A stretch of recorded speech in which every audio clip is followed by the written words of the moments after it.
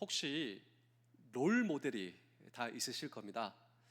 내가 전공하는 분야, 또 내가 관심 있는 분야, 그리고 내가 하고 싶은 분야에 롤 모델이 있죠. 그 롤 모델에게 있어 무언가를 배우고 싶고, 또 내 롤 모델을 만나고 싶고, 그 또 롤 모델이 내 삶의 방향이 되는 거예요. 저도 마찬가지입니다. 저는 미국에 제 롤 모델 목사님이 있으셨는데요, 만남이 성사가 됐어요. 근데 그때는 제가 그 LA에 계셨는데, 저는 샌디에고, 제 몸은 지금 샌디에고에 있고 점점 밑으로 내려가고 있는데, 그 교회 그리고 그 비서실에서 목사님이 보시자고 합니다. 근데 제가 뭐라고 얘기를 했냐면, 제가 지금 바쁘고 제가 지금 멀리 떨어져 있어서 지금은 안 될 것 같습니다 라고 얘기한 게 아닙니다. 제가 이렇게 말했죠. 언제 어디로 가면 되겠습니까? 지금 당장 오라는 거예요. 그때 제가 어떻게 했냐면, 가족들은 이제 모텔에 있고, 근데 참 그 가다가 아내하고 가족들한테 얘기했죠. 그러니까 당신 빨리 갔다 오라고. 근데 그 모텔에 참 기가 막히게도 수영장이 딸린 모텔이, 거기서 아이들은 뭐 신나게 놀고, 저는 그때 잡고 LA로 올라가는 거예요. 그때 시간이 한 4-5시간 정도 걸린 것 같습니다. 그래서 롤 모델이죠. 롤 모델. 내가 배우고 싶고, 내가 무언가를 이렇게, 그 롤 모델을 우리는 본받고 싶어 하고, 모든 희생도 사실 희생이 아니죠.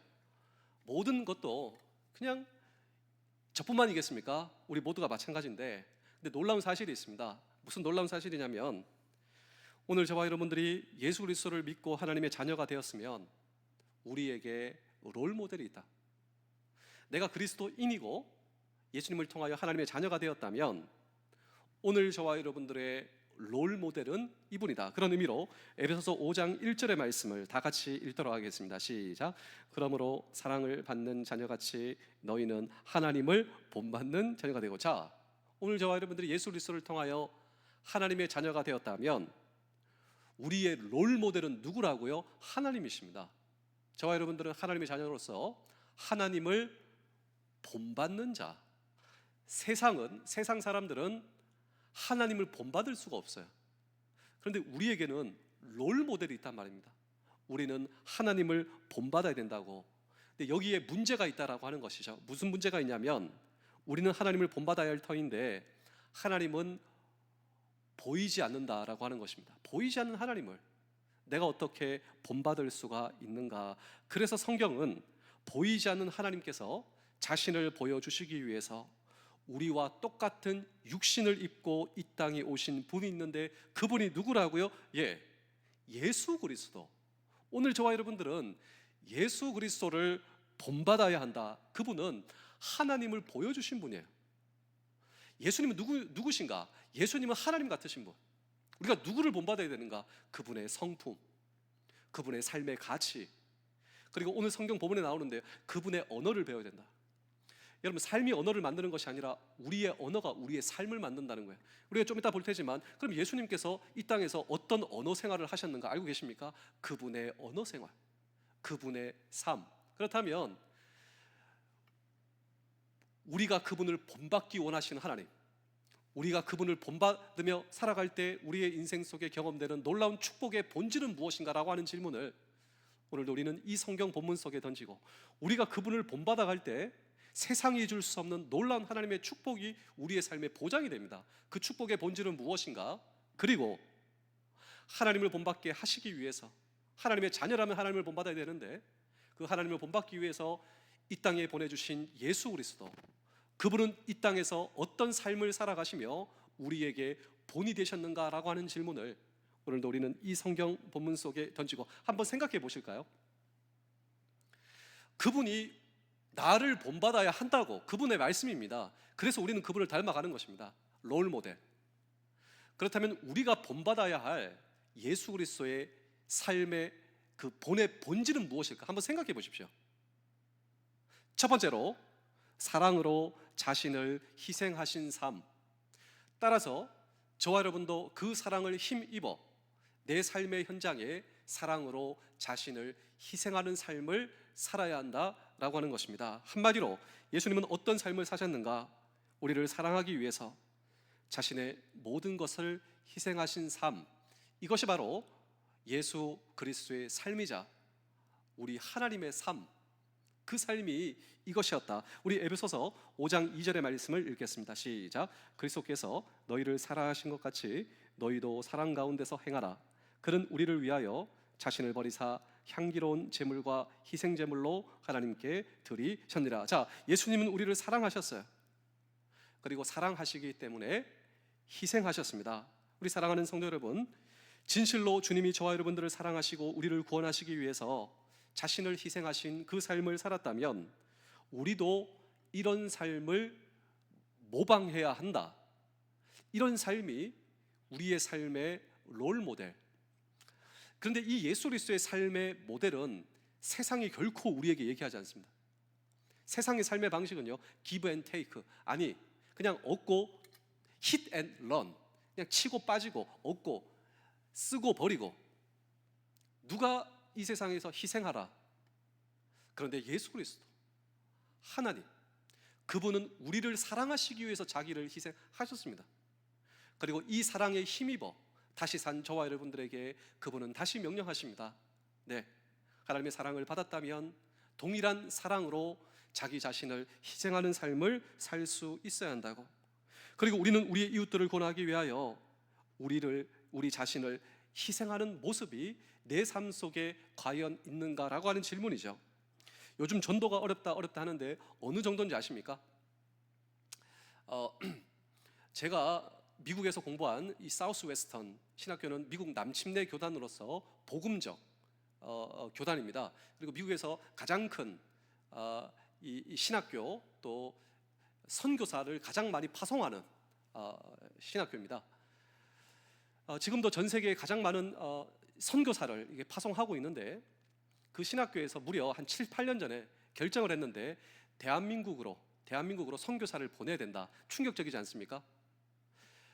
원래 미국 다음으로 우리 대한민국이 선교사를 많이 파송하는 나라인데, 그 미국의 남침내교 복음적 가장, 우리나라는 사실 이 장로교가 뭐 주류라고 한다면 미국에는 그렇지 않습니다. 오히려 이 침례교, 남침례교가 제일 메인스트림이죠. 그런데 선교사를 많이 보내는, 아니 대한민국은 선교사를 많이 보내는데 왜 우리에게 보내느냐? 여기에는 하나의 이유가 있는데, 지금 우리 자녀들, 특별히 20세 이하 복음화율이 2, 3%입니다. 그러니까 100명 중에 2, 3명. 미전도 종족이라고 하죠. 뭐 아프리카에, 뭐 저 서남아시아 이슬람권의 미전도 종족, 저기는 복음에 안 들어갔다, 이 퍼센테이지가 4, 5%입니다. 충격적이죠.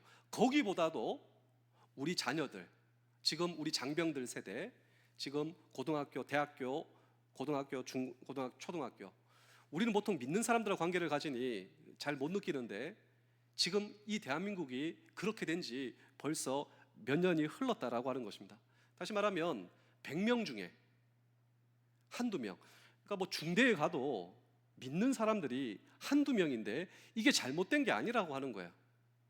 그러면 대대면 뭐 중대가 3개, 4개 합치면 대대지 않겠습니까? 뭐 대대에서 믿는 사람이 10명밖에 안 돼?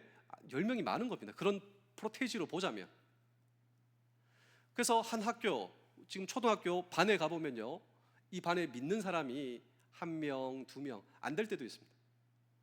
자기 친구들이 뭐 이게 그룹이 있는데 한 5명, 6명 친구들 가운데 2명이 믿는다, 이게 있을 수가 없는 일. 정말 좋은 친구들이 만났다 할 만큼 요즘은 전도가 어렵다, 이 말을 누구가 하고 있는데요, 저는 이 자리에서 현실을 이야기하고자 하는 것이 아니라 가장 중요한 원인이 내 자신에게 있다라고 생각합니다. 그것은 내가 오늘 이 성경 말씀에 의하여 본을 보이지 못하고 있기 때문은 아닌가. 하나님께서 예수 그리스도를 통하여 사랑으로서 희생하는 삶, 그 삶을 나에게 보여주셨는데 정작 나는 그렇게 본을 보이노라 보이셨지만 내 자신은 정작 사랑으로 희생하는 삶을 살지 못하고 있기 때문이 아닌가. 전 그런 생각을 정말 하고 있습니다. 우리의 삶은 좀 달라야 한다고. 넌 크리스찬들이 매력을 느끼고 주님 앞에 올 수 있도록 다른 것이 없다 이 말이죠. 우리는 정말 그들과 비교할 때 훨씬 더 이타적이고 덜 이기적이고 희생적인 삶의 모습이 정말 우리에게 있는가라고 하는 것입니다. 정말 이것이 우리의 고민이죠. 그래서 한 테스트를 한번 해볼 수 있도록 하겠습니다. 마음속으로 한번 생각해보고 결정하시면 됩니다. 시험의 무대를 설정하겠는데 그 무대는 우리가 잘 알고 있는 타이타닉 호입니다. 잠시 여러분들을 모시고 침몰한 유명한 배 타이타닉 호로 승선을 하겠는데, 이 타이타닉 호가 침몰했을 때 승선한 사람이 몇 명인 줄 아십니까? 무려 2208명이었습니다. 근데 사실 이 타이타닉 호는 침몰을 전혀 가정하지 않는 배예요. 심지어 이런 말을 했습니다. 이 배는 신도 침몰시킬 수 없다. 그렇게 자랑한 배. 우리 배는 신도 침몰시킬 수 없다고. 그러니까 침몰에 대비한 충분한 준비가 되어 있지 않았다라고 하는 것이죠. 구조선, 구명조끼 2208명 분량으로 준비되어 있었느냐? 그렇지 않았다라고. 이유가 뭐냐? 우리 배는 침몰하지 않는데 왜 그게 우리에게 필요하냐? 오히려 반문하는 배였다라고 하는 것이죠. 결과적으로 2208명 가운데 무려 1513명이 결국 바다에서 그들의 생명을 버려야만 했습니다. 이제 상상의 나래를 펼쳐가는데요, 저와 여러분들이 타이타노에 승선한 승객이라고 가정해 보겠습니다. 배가 침몰해 가고 있습니다. 근데 과연 나는 거기서 어떤 행동을 하고 있는가라고 하는 상상이죠.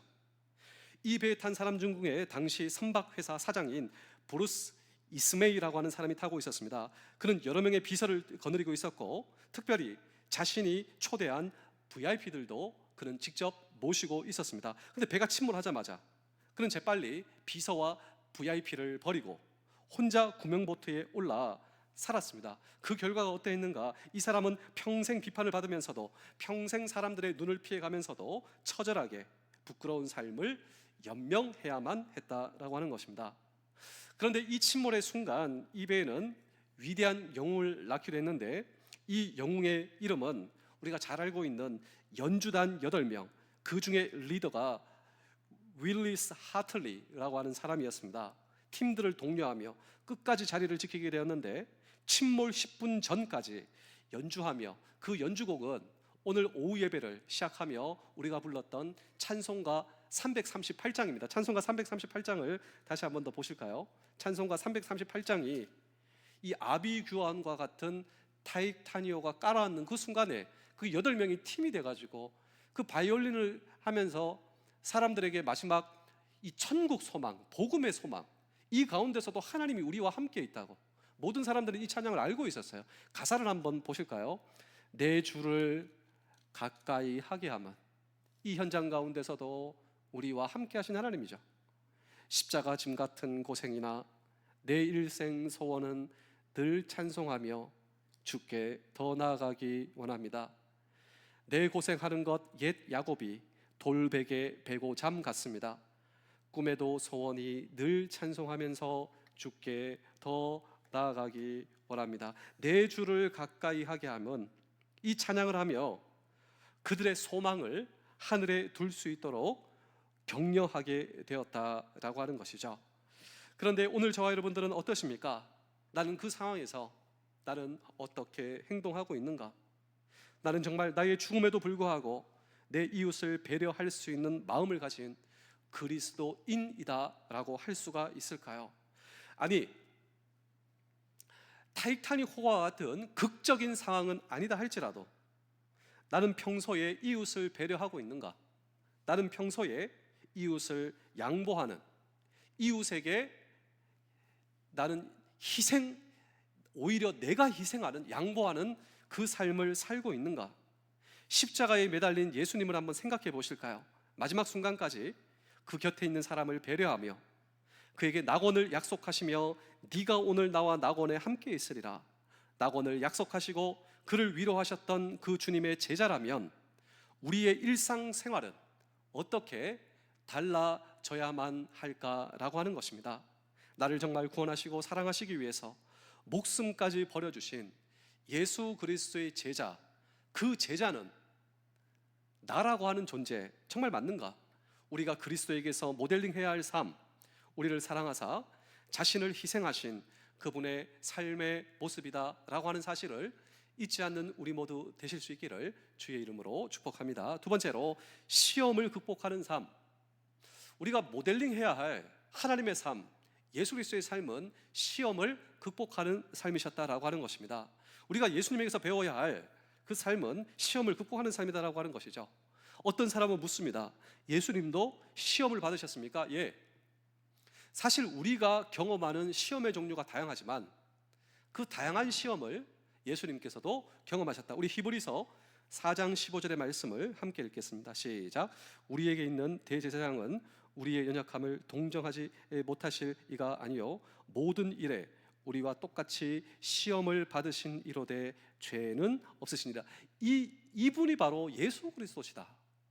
우리와 똑같은 삶의 정황, 우리와 똑같은 삶의 고민, 우리와 똑같은 삶의 시험을 경험하시되 죄는 없으신 분이 바로 우리의 대제사장, 십자가로 하나님과 우리 사이의 원수됨을 소멸하신 대제사장 예수 그리스도는 이 땅에서 시험을 받으셨다라고 하는 것이죠. 권력의 시험, 그도 받으셨습니다. 재물의 시험, 그도 받으셨습니다. 눈으로 다가오는 시험, 그도 받으셨습니다. 그런데 이 모든 시험을 극복하시고 그는 승리하시고 우리의 롤 모델, 우리의 모델, 본받아야 할 하나님의 하나님, 우리가 본받아야 할 분이 되셨다라고 하는 것입니다. 여러분, 우리 인간이 경험하는 모든 보편적 시험의 밑바탕에 도사리고 있는 것은 결국 욕심과 욕망, 디자이어입니다. 우리가 이 욕망과 욕심을 다스리지 못할 때 결국 그것은 시험의 실패로 나타난다라고 하는 것이죠. 자신에게 주어진 힘을 남용해서 이웃들을 무너뜨리는 과도한 시도가 폭력이 아닌가요? 자기에게 주어진 재물에 만족할지 모르고 탐하는 것이 탐심의 본질이 아닌가? 성경은 바로 이러한 죄 속에 빠질 것을 경계한다라고 하는 것이죠. 저 유명한 작가 오스카 와일드는 이런 말을 했습니다. 나는 모든 것을 저항할 수 있다. 나는 그렇게 약하지 않다. 모든 것에 저항할 수 있고 모든 것을 극복할 수 있고 나는 그렇게 할 수 있다. 단 유혹을 제외하고서, 그러니까 유혹을 통하여서 저항할 수 없고 쓰러지고 죄에 빠지게 되고 그리고 수렁텅이로 빠진다. 그만큼 유혹이라고 하는 것은 아주 강력한 것, 아주 파워풀한 것이다라고 하는 것입니다. 그럼에도 불구하고 사도 바울은 이렇게 얘기를 하고 있어요. 예수 그리스도를 믿고 새로운 사람이 된 성도들은 마땅히 이 시험을 극복할 수 있어야 된다. 우리 에베소서 5장 3절의 말씀을 읽겠습니다. 음행과 온갖 더러운 것과 탐욕은 너희 중에도 그 이름조차 부르지 말라. 이는 성도의 마땅한 바니라. 자, 경고가 계속되고 있는데 5절도 에베소서 5장 5절입니다. 시작. 너희도 정녕 이것을 알거니와 음행하는 자나 더러운 자나 탐하는 자 곧 우상 숭배자는 다 그리스도와 하나님의 나라에서 기업을 잊지 못하리니. 자, 똑같은 경고가 반복되고 있는데 음행, 더러움, 그리고 탐하는 자.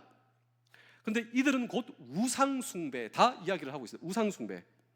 왜 갑자기 우상 숭배자가 나왔냐?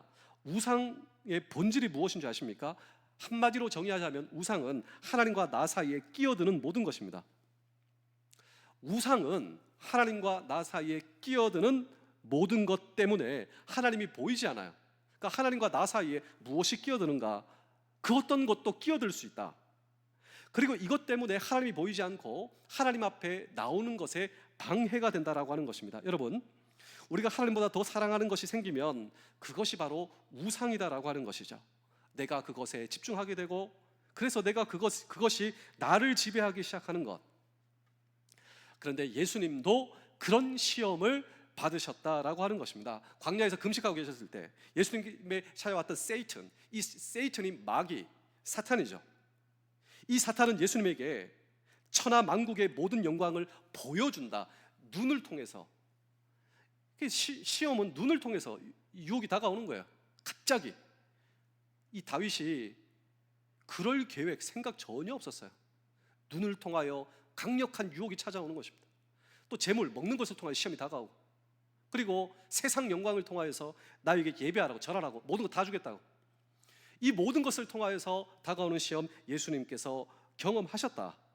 그런데 이 예수님께서 이 시험에 굴복치 않으시고 어떻게 승리하실 수가 있었는가? 마태복음 4장 10절의 말씀도 읽겠습니다. 시작. 예수께서 말씀하시되 사탄아 물러가라 기록되었으되 주 너의 하나님께 경배하고 다만 그를 섬기라 하니라. 자, 여기 보시면 승리의 키워드가 있는데 다만 그를 섬기라, 하나님만 섬기라고.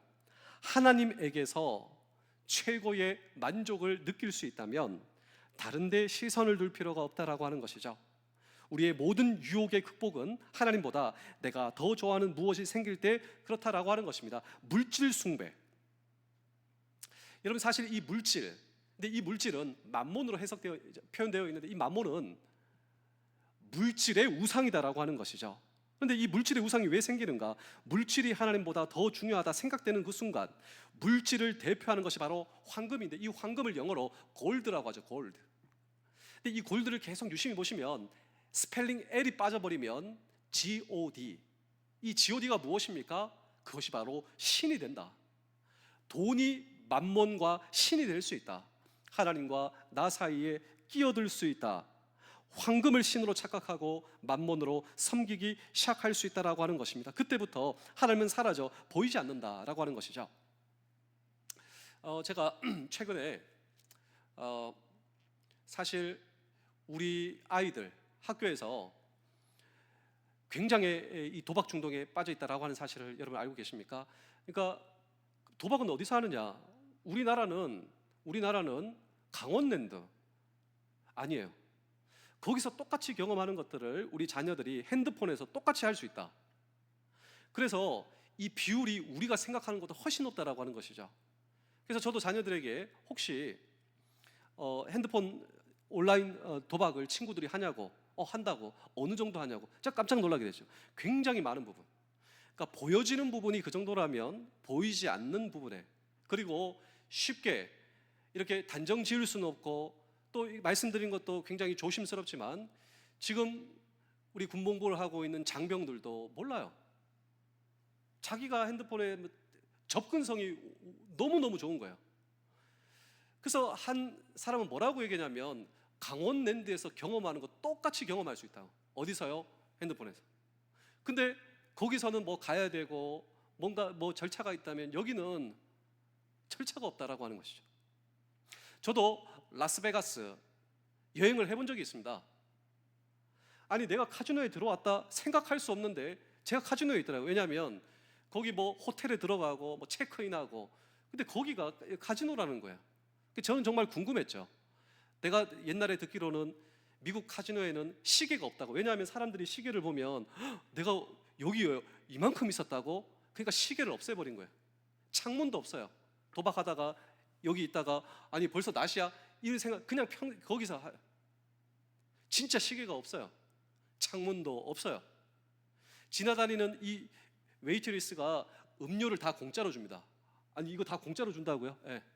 그냥 거기서 돈만 바라보라고, 거기 중독되라고. 그리고 거기에 그 문제가 뭐냐면 지금 이 시가지에 지금 다 퍼져 있다는 거예요. 홀덤바라고 들어보셨죠? 이 홀덤바가 이 칩으로 하는 거예요. 칩. 현금만 안 올려져 있으면 뭐 단속할 수가 없다. 그런데 암암리에 그 칩을 이제 현금으로 교환해서, 제가 깜짝 놀랐어요.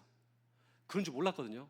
우리나라에서는 강원랜드나 아니면 뭐 핸드폰이나 뭐 특정한 사람, 그런데 우리의 삶 속에 지금 이렇게 있어서 그것이 돈이 하나님과 우리 사이에, 야, 참 내가 세상을 너무 모르고 사는구나. 그렇게 접근할 수 있고 이런 부분들이 중독으로 다가오고 있구나. 여러분, 성경의 선언입니다. 그 선언은 무엇이냐면요, 물질도 필요하고 권력도 필요하지만 그것이 내 인생의 주인 노릇을 하게 해서는 안 된다라고 하는 것이죠. 내 인생의 주인은 하나님. 그리고 난 거기에서 최고의 만족과 기쁨을 누림으로 이 모든 시험을 극복하셨던 예수님께서 저와 여러분들에게 나를 모델링해야 한다고. 나도 물질 시험, 이 모든 부분을 다 경험해 보지 않았냐고. 예수님께서 이 모든 시험을 넘어설 수 있었던 것은 그분은 하나님에게서만, 하나님을 섬기는 데에서만 진정한 기쁨과 고상한 만족을 누릴 수 있었기 때문이다라고 하는 것입니다. 그런데 우리는 그분의 제자, 그렇다면 우리도 그런 고백을 할 수 있어야 한다라고 하는 것입니다. 그래서 제가 늘 강조하는 이 신앙의 선배들의 고백했던 유명한 고백 가운데 솔로 디오스 파스타, 하나님만이 만족이십니다. 하나님이 나의 만족이십니다. 하나님이 주신 것이 나의 만족이 아니라, 하나님이 약속하신 그것이 나의 만족이 아니라, 하나님께서 허락하신 축복들이 나의 만족이 아니라 하나님이 나의 만족이십니다. 내가 하나님으로만 만족하기 시작하면 다른 것을 볼 필요가 없다. 나는 거기서 기쁨을 느끼고 만족을 느끼고 한눈 팔 필요가 없다라고 하는 것입니다. 그때 비로소 우리는 모든 시험에서 자유한 승리자가 될 것이며, 그러므로 이 고백이 저와 여러분들의 고백이 되실 수 있다면, 그리고 오늘 저와 여러분들이 하나님 예수 그리스도를 본받기 원하시는 우리 아버지께서 기뻐하시는 저와 여러분들이 될 줄로 믿습니다. 그리고 마지막으로 저와 여러분들이 본받아야 할, 모델링해야 할 이 삶의 본질은 세 번째로 감사의 언어로 빚어가는 삶입니다. 우리의 일상을 만들어가는 중요한 하나의 힘이 있는데 그것이 바로 언어입니다. 삶이 언어를 만드는 것이 아니라 언어가 삶을 만든다. 그래서 철학자 하이데거는 언어는 존재의 집이다. 그래서 우리 조상들도 얼마나 지혜로운지 말이 씨가 된다, 이게 그냥 나온 것이 아니에요. 그 사람의 언어를 통하여 그 사람의 본질과 속을 알 수 있다. 그 사람이 어떤 언어를 구사하고 있는가, 그것이 바로 그 사람이다. 말이 씨가 된다, 말하면 그대로 된다라고 하는 것이죠. 말이 우리의 일생을 만들 수 있다, 라이프 스타일을 만들어 간다라고 하는 것입니다. 그러므로 중요한 것은 날마다 어떤 말을 하며 나는 인생을 살아가고 있는가, 내 입에서 쏟아지는 수없이 많은 말들, 그 내용은 도대체 무엇인가? 무엇이 오늘 저와 여러분들의 언어 생활의 핵심입니까? 근데 우리는 예수 그리스도를 영접하고 예수 그리스도를 본받기를 원하는 사람이라면 예수 그리스도는 어떠한 언어의 삶을 사셨는가라고 하는 것입니다. 그것을 알기 위해서 우리는 예수님의 기도 생활을 들여다볼 필요가 있다라고 하는 것입니다. 무엇이 그분의 기도 생활의 핵심이었는가? 주시옵소가 아닙니다. 우리의 기도를 보면, 어떤 사람의 기도를 보면 이 사람의 언어 생활을 볼 수 있는 거예요. 그래서 예수님의 기도 생활을 보면 예수님의 언어 생활을 알 수 있는데, 예수님의 기도의 핵심은 주시옵소가 아니라 예수님의 가장 중요한 언어의 핵심은 감사였다라고 하는 것입니다. 보실까요? 우리 마태복음 11장 25절을 함께 읽어보겠습니다. 시작. 그때에 예수께서 대답하여 이르시되 천지의 주제이신 아버지여, 이것을 지혜롭고 슬기 있는 자들에게는 숨기시고 어린 아이들에게는 나타내심을 뭐하라고요? 감사하나이다. 그런 감사로 하나님 앞에 나가고 있는 예수 그리스도 뿐만 아니라, 예수님의 친구 나사로가 죽었을 때 친구의 무덤 앞에 오신 예수님께서 그를 위해 기도하시며 맨 처음 하신 언어, 요한복음 11장 41절도 함께 읽겠습니다. 시작. 돌을 옮겨 놓으니 예수께서 눈을 들어 우러러보시고 이르시되 아버지여, 내 말을 들으신 것을 감사하나이다. 예수님이 십자가에 돌아가시기 직전 사랑하는 제자들과 마지막 만찬을 나누시면서 기도를 해주셨는데, 마태복음 26장 27절도 읽겠습니다. 시작. 또 잔을 가지사 감사하기도 하시고 그들에게 주시며 이르시되 너희가 다 이것을 마시라. 자, 예수님의 언어는 무엇으로 가득 채워있습니까? 감사할 수 없는 상황에서도, 아니 감사할 수 있는 상황은 다 감사하죠. 그때도 감사하신 예수님은 감사할 수 없는 상황에서도 그의 언어는 감사, 그리고 감사 기도로 가득 채워져 있었다라고 하는 것입니다. 오늘 저와 여러분의 입에서 흘러나오는 말, 그것도 감사일 수 있을까요? 우리가 그분의 제자라면 우리의 기도가 감사일 수 있을까? 저는 신자와 비신자의 가장 큰 차별이 바로 감사라고 생각합니다. 감사 문화는 기독교 문화의 독특성으로 러시아의 유명한 노벨 수상 작가였던 솔제니치는 공산주의 사회를 그는 직접 경험했습니다. 그리고 기독교 문화의 서방 사회를 경험하며 기독교 문화의 독특성은 두 가지이다. 그러니까 공산주의 국가와 비교했을 때 이 기독교 문화의 독특성은 두 가지인데, 그 두 가지가 뭐냐면 첫 번째로 감사, 두 번째로 용서다라고 하는 것이죠. 감사와 용서. 기독교 문화는 감사의 문화, 용서의 문화입니다. 신이 없는 공산주의를 살아오면서 거기에는 절대적으로 결여되어 있는 두 가지의 가치가 있는데, 그 두 가지의 가치가 바로 감사와 용서다라고 하는 것이죠. 자, 실감 있게 한번 말씀드리겠습니다. 자, 용서와 감사가 없는 가정을 한번 생각해 보십시오. 우리의 가정에는 감사가 없어요. 우리의 가정에는 용서가 없어요. 실감되시죠? 거기서 살아온 자녀를 한번 생각해 보십시오. 반면에 우리 가정에는 감사가 있습니다. 우리 가정에는 용서가 있습니다. 이런 분위기에서 살아가는 자녀를 한번 생각해 보십시오. 상상이 되시죠? 그리스도인들의 삶은 이것으로 가득한 것이다 라고 하는 것이죠. 그리고 이것을 본받아야 한다고, 이것으로 우리의 가정을 살려야 한다고, 이것이 바로 우리의 강점이다. 우리가 감사와 용서를 잃어버리면 무엇이 우리의 언어를 지배하겠는가? 세상의 언어를 한번 들어보실까요? TV를 들어보십시오. 뉴스에서 흘러나오고 있는 언어를 보십시오. 정말 우리를 쓰러지게 하는 거예요. 그냥 우리를 중독되게 만드는 거예요. 우리를 뭔가 꽂히게 만드는데 그 꽂히는 것은 긍정적인 것이 아니다라고 하는 것이죠. 예수님의 언어 생활을 우리가 돌아가야 한다. 그러니까 세상의 언어는 폭력적 언어와 더러움의 언어가 우리를 지배한다. 우리 에베소서 5장 4절입니다. 5장 4절. 누추함과 어리석은 말이나 희롱의 말이 마땅치 아니하니 오히려 감사하는 말을 하라. 그렇습니다. 우리가 진실로 예수 그리스도를 믿고 예수 그리스도의 거룩한 자녀가 되었다면 우리의 언어를 그분의 언어로 오늘 저와 여러분들이 본받으실 수가 있어야 한다라고 하는 것입니다. 세상의 언어가, 그런 폭력적 언어가 들려와도 우리의 가슴 속에 그분의 언어를 간직하고 있었고 내 입에서 나오는 그 언어는 주님의 언어가 되어야 한다. 무엇보다 감사의 언어가 학습되어야 돼요. 감사는 기적을 낳고 생각해 보십시오. 친구 나사로의 무덤에서 감사했더니 나사로가 일어나는 거예요.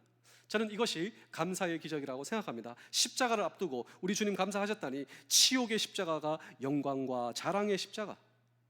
그리고 여러분, 정말 하나님과 원수된 우리 사이를 십자가로 원수된 것을 소멸하시고, 이 십자가가 그런 능력의, 치욕의 십자가, 저주의 상징의 십자가, 로마 시대 사형 틀 도구의 그것이 영광의 상징, 하나님과 나 사이에, 인간과 인간 사이의 원수됨을 십자가로 소멸하시고, 이것이 바로 예수 그리스도의 언어, 감사의 능력이다. 아예 십자가의 상징을 바꾸셨다. 이것은 상상도 할 수 없는 것이죠. 제가 마지막으로 한 편의 이야기를 들려드리고 오늘 설교를 마치겠습니다. 2006년도 찬양의 은사가 있었던 한 자매가 있었는데, 이 자매가 혀암에 걸렸습니다. 자기는 노래로 하나님께 찬양 영광을 드리고 싶은 이 자녀에게 혀암이 걸렸다는 거예요. 혀를 끊어야 산다라고 하는 것이죠. 언어를 잃어버리면 나는 마지막으로 어떤 말을 해야 할 것인가, 언어를 해야 될 것인가. 이 여자분은 진짜 고민을 많이 하셨대요. 내가 지금 혀를 끊어내야 내가 사는데 내가 말할 수 있는 마지막 내 언어는 무엇이 되어야 될 것인가. 첫 번째로 감사하겠다, 뜻이 있을 것이, 하나님의 뜻이 있을 것. 두 번째로 찬양하겠다, 마지막까지 끝까지 나는 찬양하겠다. 세 번째로 봉사하겠다, 내가 할 수 있을 때까지 봉사하겠다. 이 자매의 이름이 김명옥. 찬양을 좋아하고 찬양 사역을 하고 싶었다. 이 자매가 이렇게 결단하는 것이죠. 그래서 여전히 주일학교에 들어가서 가르치고, 또 이 세브란스 병원에서 이제 검사 진단을 받는 가운데, 그러니까 이전에는 혀암이 나온 거예요. 그리고 2주 후에 진단을 받아놨는데 놀랍게도 진단해 보니 암이 진단이 되지 않았다라고 하는 것이죠. 그러니까 이것은 그녀에게 있어 큰 경험이 된 거예요. 내 인생 마지막 그 처절한 벼랑 끝에서 나는 이제 언어를 잃어버린다고, 내가 혀암에 걸리고 내가 감사하겠다, 찬양하겠다, 봉사하겠다, 이거 하나님께 결단하는 거예요. 어떤 상황이 와도 마지막까지. 그리고 병원에서 진단을 하는데 이 암이 사라졌다라고 하는 것이죠. 그의 인생을 송두리째 바꾸게 되었는데요, 그는 찬양 사역자가 되었어요. 그러니까 하나님 앞에서 내가 한 그 마지막 결단은 오늘 하루 마지막 살아가는 그 심정으로, 그의 인생이 오히려 축복의 인생, 하루하루 의미 없는 삶이 아니라 하루하루 나에게 주어진 이 삶, 이 언어가 얼마나 중요한데, 우리는 너무나 쉽게 내 입술로 내뱉는 말 한마디 말 한마디, 근데 이 말 한마디는 우리의 속에 있는 것이 나온다 이 말이죠. 그런데 내 속을 바꿔주시고 내 인생을 바꿔주시고 내 속에서 나오는 이 언어가 감사의 언어로 바꿔주신, 질병도 축복이라고, 암도 축복이라고, 혀를 끊어내는 것도 축복이라고. 왜냐하면 하나님께서 물로 포도주를 바꾸셨다. 내 인생을 완벽하게 바꾸어 주신 하나님을 하루하루 찬양하는 이 찬양 사역자의, 여러분 질병을 한번 보실까요? 우리는 건강한데 그 건강한 몸으로 내 생각과 내 마음이 병들어. 오늘 우리의 입술을 통하여서 성경의 말씀 그것이잖아요. 한 우물에서 왜 단 것과 쓴물이 나오냐? 그렇지 않다라고 하는 것이. 그러면 안 된다. 우리가 하나님의 자녀로서 십자가로 원수된 것을 소멸한 하나님의 감사의 백성이라면 감사가 나오는 것이 마땅하지 않겠느냐? 왜 너희의 입술로 원망과 불평이 나오는가? 이것이 이스라엘 백성들의 문제였습니다. 오늘 저와 여러분들은 어떠신가요? 날마다 내 생명의 주인이신, 그리고 감사의 주인이신 주님 앞에 예수 그리스도의 언어 생활, 우리가 본받아야 할 하나님, 보여주시기 위해서 이 땅에 오신 예수 그리스도가 저와 여러분들이 본받아야 할 모델링, 그분의 언어, 사랑으로 희생하신 모든 것, 용서해 주신 사랑과 용서를 본받아 우리의 인생 다 살고 주님 앞에 서셨을 때 주님께 칭찬받는, 그리고 하나님의 거룩한 도구로서 남아있는 평생 하나님의 거룩한 도구로 쓰임받는 우리 모두 되실 수 있기를 주의 이름으로 축복합니다. 기도하겠습니다. 오늘 말씀을 기억하시면서 우리 마지막으로 한번 다 함께 기도하겠습니다. 혹시 불평이 우리의 가슴을 채우고 있지는 않을까요? 하나님, 감사가 내 마음에 살고 싶습니다. 찬양이 내 마음에 살고 싶습니다. 찬양이 살아 움직이는 삶 사모하오니 나를 좌절시키는 좌절과 불평의 언어를 주님께서 물리쳐 주시고 성령이여 임하여 주시옵소서. 내 마음에 찬양이 살게 하시고 감사의 거룩한 영으로 채워 주시옵소서. 우리 다 같이 말씀을 기억하시면서 우리 다 함께 기도하겠습니다. 하나님 아버지, 오늘도 일어나 주를 찬양하며 거룩한 예수 그리스도의 흔적을 닮아가는 인생 살도록 도와 주시옵소서. 성령이여 임하여 주시며 내 마음에 찬양이 살게 하여 주시고 감사의 거룩한 영으로 채워 주시옵소서. 나를 좌절시키는 좌절과 불평의 언어를 물리쳐 주시며 하나님 아버지, 감사와 찬양이 살아 움직이는 하나님께서 기뻐하시는 주의 자녀 되게 하여 주옵소서. 감사드리오며 예수님의 이름으로 기도하옵나이다. 아멘.